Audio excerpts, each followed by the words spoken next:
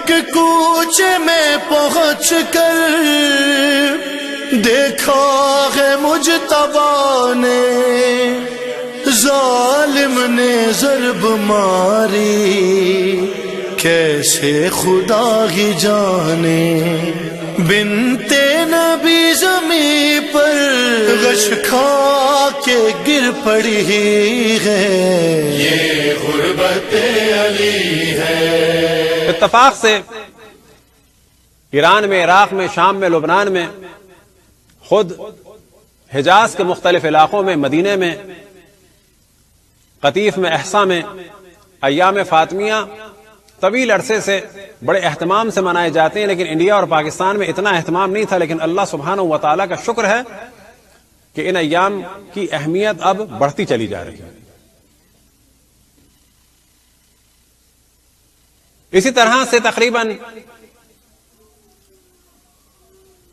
20 سال پہلے تک ایران میں بھی ایام فاطمیہ کی تعطیل نہیں ہوتی تھی۔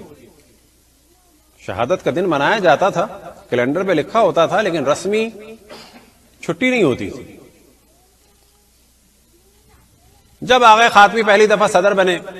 اور مراجع سے ملنے کے لیے آئے تو آیت اللہ العظمی شیخ حسین وحید خراسانی کے جو اس وقت کے بڑے علماء اور مراجع میں سے ہے، جب ان کی زیارت کے لیے گئے تو یہ واقعہ خود ہمارے استاد نے بھی ہمیں بتایا کہ جو اس نشست میں تھے اور ان کے چند دوست احباب بھی تھے۔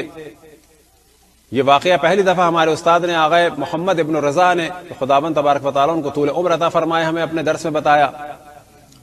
اور یہی واقعہ بعد میں اخبار میں نشر ہوا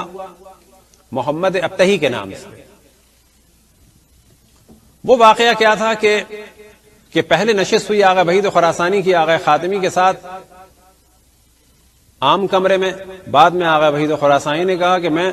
کچھ خاص بات کرنا چاہتا ہوں۔ یہ لوگ چلے گئے، تقریباً 25 سے 30 منٹ کے بعد یہ دونوں کمرے سے باہر نکلے، دونوں کی آنکھیں سرخ ہو رہی تھیں، اور سب کے بقول کہ آغا خاتمی کی حالت جو ہے وہ بالکل ہی بدل چکی تھی۔ اور جیسے ہی قم سے واپس گئے وہ تہران، تو فوراً انہوں نے اعلان کیا پارلیمنٹ کے اجلاس کا، اور اس اجلاس میں جس چیز کو ڈسکس کرنا تھا، جس چیز کے بارے میں رائے لینی تھی، وہ تھی جناب سیدہ سلام اللہ علیہا کی شہادت پر تعطیل۔ وجہ یہ تھی کہ اس زمانے میں دنیا کے مختلف علاقوں میں جناب سیدہ سلام اللہ علیہا کی شہادت کو رد کیا جا رہا تھا، اور اسی زمانے میں کتاب سیستان و بلوچستان میں پاکستان کی مدد سے اور وہاں سے چھپ کر پہنچی تھی، فاطمہ زہرا از ولادت تا افسانہ شہادت، کہ فاطمہ زہرا ولادت سے لے کے جو شہادت کی کہانی بنائی ہے اس وقت تک، یعنی جناب سیدہ کی شہادت کی داستان کو اور واقعے کو افسانہ کہا گیا تھا۔ جب یہ سلسلہ شروع ہوا تو ان دو مراجع نے اس جانب توجہ دلائی، آیت اللہ العظمی وحید خراسانی اور آیت اللہ العظمی شیخ جواد تبریزی کے جو دنیا سے گزر گئے، خداوند تبارک و تعالیٰ ان کے درجات کو بلند سے بلند فرمائے، آیت اللہ العظمی وحید خراسانی کو طول عمر عطا فرمائے۔ لہٰذا یہ بل پاس ہوا اکثریت رائے سے، اور 3 جمادی الثانی کو یوم تعطیل کا اعلان ہوا کہ جو اس سے پہلے نہیں ہوتا تھا، اور آیت اللہ العظمی وحید خراسانی اور آیت اللہ العظمی جواد تبریزی نے اعلان فرمایا، کیونکہ اچانک یہ سب کچھ ہوا تھا، اور ان دونوں نے اور باقی مراجع نے پیغام دیا کہ جناب سیدہ سلام اللہ علیہا کی شہادت کو عاشور کی طرح سے منایا جائے، اور بہت ساری انجمنوں کے لیے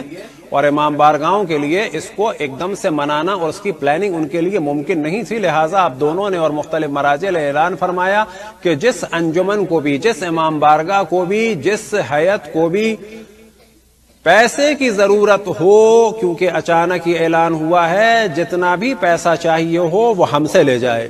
مختلف تاجروں نے، مختلف لوگوں نے کھل کے اعلان کیا جتنے چاول چاہیے ہو، جو چیز چاہیے ہو وہ لی جائے، لیکن جناب سیدہ سلام اللہ علیہا کی شہادت کے ان ایام کو، خصوصاً اس چھٹی کے ایام کو جو پہلی دفعہ ہو رہی ہے، شان و شوکت سے منایا جائے۔ لہٰذا آیت اللہ العظمی وحید خراسانی، آیت اللہ العظمی جواد تبریزی، اسی طرح سے آغا لطف اللہ صافی گل پائگانی اور دیگر مراجع عظام اور خصوصاً یہ دو ہستیاں اپنے گھر سے لے کے حرم حضرت معصومہ سلام اللہ علیہا تک ننگے پیر جانا انہوں نے شروع کیا تاکہ جناب سیدہ سلام اللہ علیہا کی شہادت کو اجاگر کیا جائے۔ بعد میں جناب آغا وحید خراسانی نے فرمایا کہ ہم نے ایران کی حد تک جناب سیدہ کی شہادت اور مظلومیت کو حفظ کر دیا ہے، اب کوئی جناب سیدہ کی شہادت اور مظلومیت کے بارے میں گفتگو نہیں کر سکتا۔ صلوات پڑھیں بر محمد و آل محمد۔